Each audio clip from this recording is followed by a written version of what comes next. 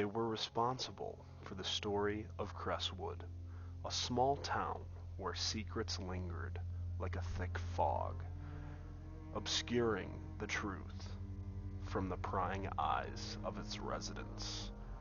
Among the many rumors and whispers that danced through the town, none were as chilling and mysterious as the Dead Baby Project.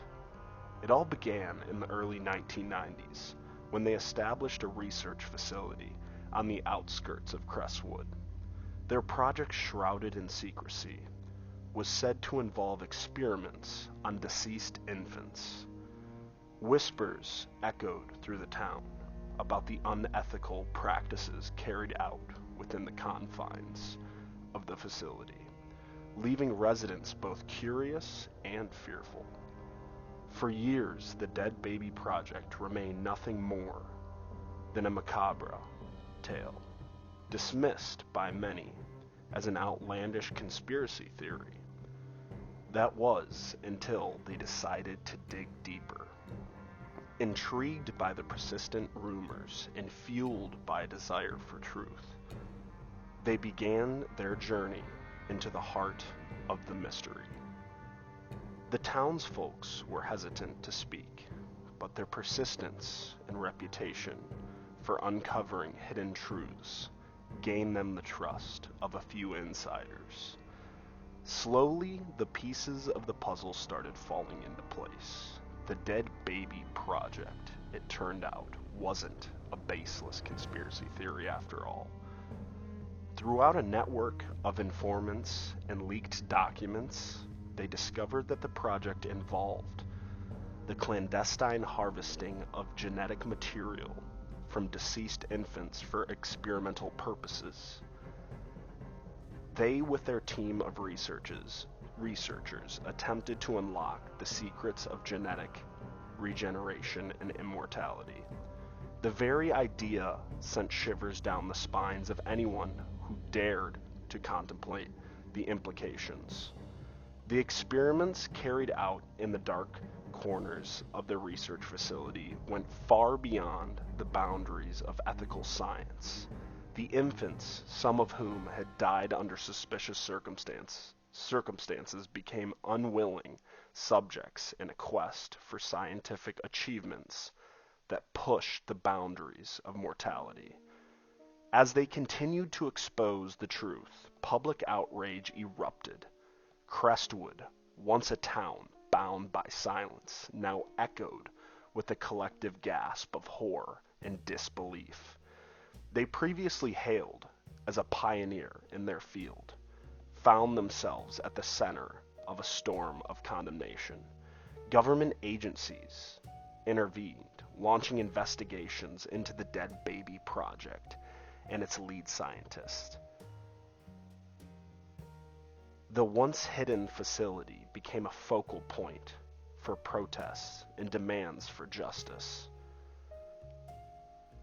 The revelation shook the foundation of trust in scientific endeavors, leaving a scar on the community that would take years to heal. In the aftermath, as legal proceedings unfolded, the Dead Baby Project stood as a grim reminder of the fine line between scientific advancements and ethical responsibility. Crestwood, forever changed by the revelation, grappled by the consequences of a conspiracy theory that had turned out to be horrifyingly true. The eerie story of Crestwood finds its roots in a real-life investigation into unethical scientific practices.